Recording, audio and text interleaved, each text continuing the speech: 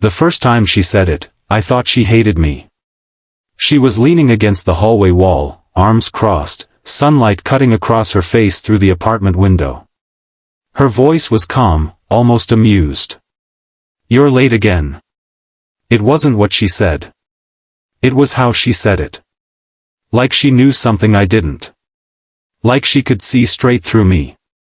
Before we get into this story, if you believe small acts of kindness can change a life, make sure you subscribe to the channel, like this video, and share your thoughts in the comments below.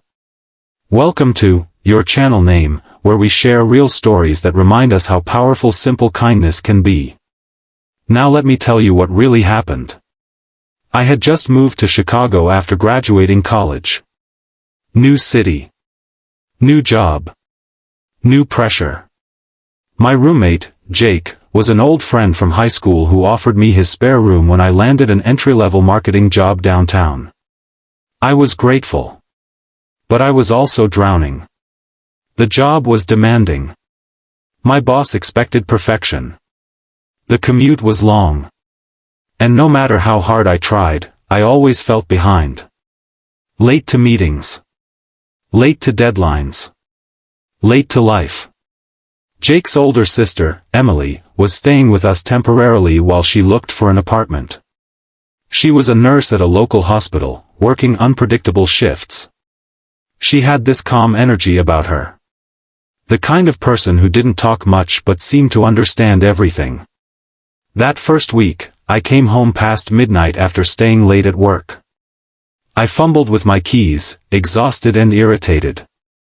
As I stepped into the hallway, there she was. Leaning against the wall. "You're late again," she said with a small smile. I forced a laugh. "Yeah. Work." She nodded slowly. "Don't let them take everything from you." I didn't know what she meant. I mumbled something and went to bed. The next night, same thing. I got home late. She was in the hallway again, this time holding a mug of tea. "You're late again." "Big presentation tomorrow," I said.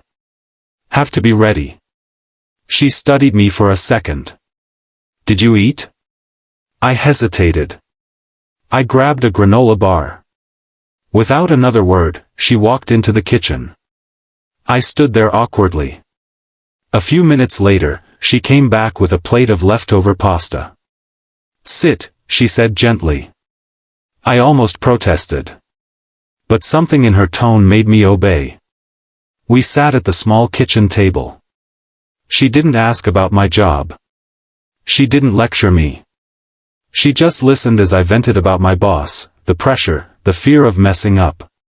When I finally stopped talking, she said, "You know, being kind to yourself counts too." That hit harder than I expected. Over the next few weeks, it became a routine. I'd rush home, stressed and frustrated. She'd be somewhere nearby. And sooner or later, I'd hear it. "You're late again." Sometimes she'd have food ready. Sometimes she'd just hand me a glass of water. Once, she left a sticky note on the fridge that said, "You're doing better than you think." She never made it a big deal. She never acted like she was rescuing me. It was just quiet kindness. One Friday night, everything fell apart. I had worked on a campaign proposal for 2 weeks. I poured everything into it. Stayed late every night. Skipped meals. Barely slept. That afternoon, my boss called me into his office. He didn't yell. That almost made it worse. "This isn't what we're looking for," he said flatly. "We need stronger ideas." "I thought you were ready for this." I nodded, pretending to understand, pretending not to feel like I'd been punched in the chest. I left work early for once. Not because I wanted to. But because I couldn't breathe. When I walked into the apartment, it was still light outside.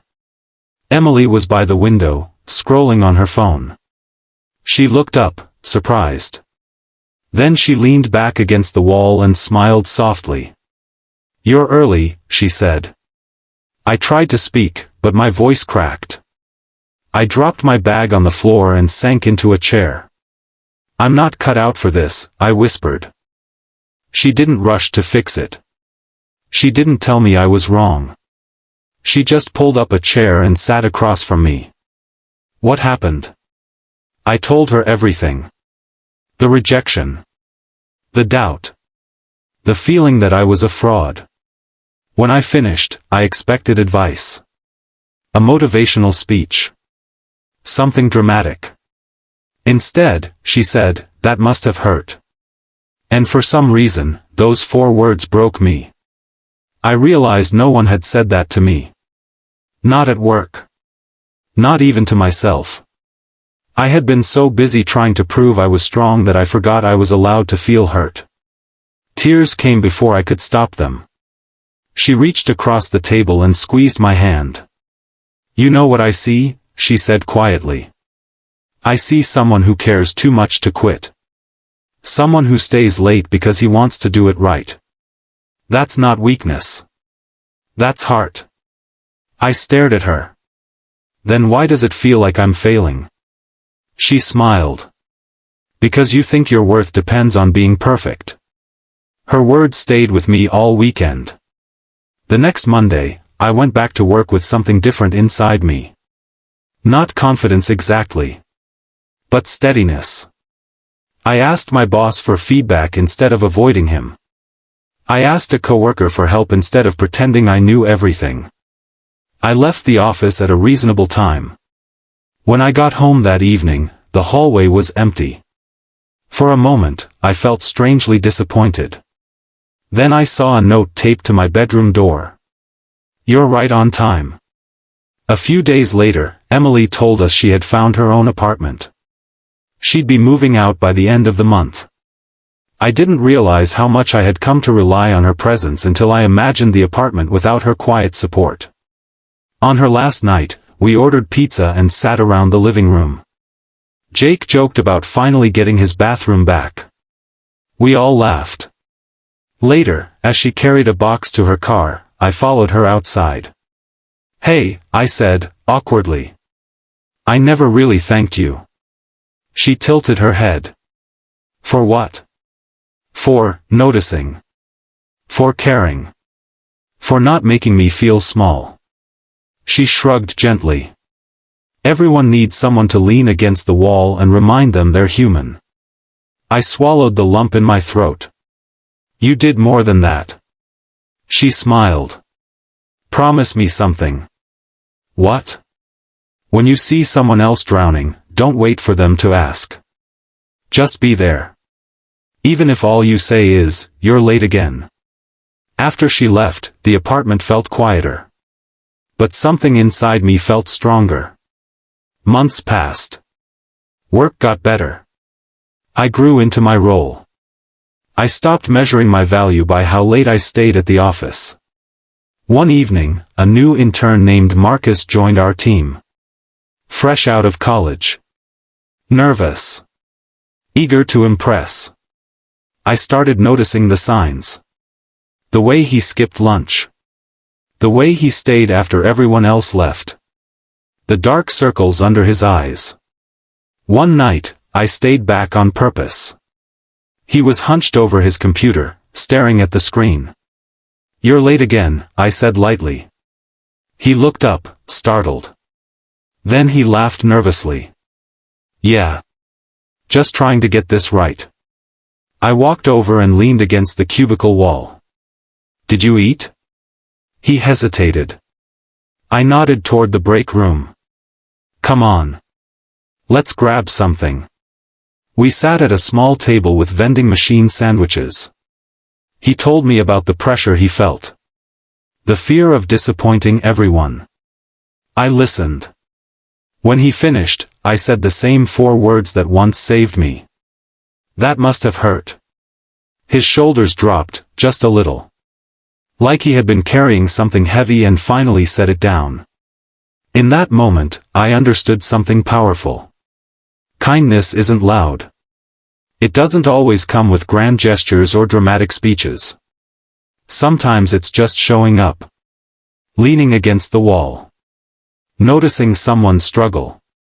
Offering food. Offering words. Offering space. Years later, I ran into Emily at a coffee shop downtown. She looked the same. Calm. Steady. We hugged, and I told her about Marcus. About how he'd grown into one of our strongest team members. She listened, eyes shining. You passed it on, she said. I shook my head. You started it. She smiled. That's the thing about kindness. It doesn't belong to one person. It moves. And she was right. It moves from hallway to kitchen table. From one tired heart to another. From someone who feels like they're failing to someone who needs to hear they're enough. So if you're watching this and feeling behind in life, if you think you're late again, maybe you're not.